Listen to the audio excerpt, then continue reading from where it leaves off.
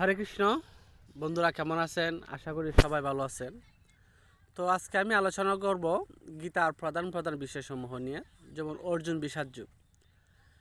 অর্জুন বিষাদ যুগের মধ্যে সর্বমোট 47টি শ্লোক আছে।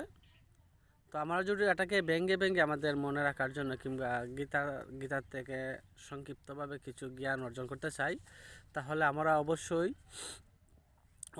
অর্জুন বিষাদ যুগ নামক প্রথম অধ্যায় এটাকে আমরা বিভিন্ন ভাগে ভাগ করে আমরা সহজভাবে আমরা উপলব্ধি করতে পারি। যেমন অর্জুন বিষাদ যুগের 1 থেকে 11 নম্বর শ্লোকে, মানে অর্জুন বিষাদ যুগে তো টোটাল আপনার শ্লোক আছে 47টা। তো আমরা 1 থেকে 11 পর্যন্ত যে শ্লোকগুলো আছে সেই শ্লোকের মধ্যে আমরা সাধারণত দেখতে পাই যে উভয় পক্ষের সৈন্যদের প্রধান প্রধান সেনাপতি এবং তাদের সামর্থ্য নিয়ে আলোচনা আছে। 1 থেকে 11 মধ্যে উভয় পক্ষের সৈন্যদের সেনাপতি এবং তাদের সামর্থ্য নিয়ে আলোচনা আছে 1 থেকে 11 নম্বর শ্লোক পর্যন্ত। তারপর 12 থেকে 19 নম্বর শ্লোকের মধ্যে আমরা দেখতে পাই উভয় পক্ষের সৈন্যদলের সংখ্যাধ্বনির বর্ণনা।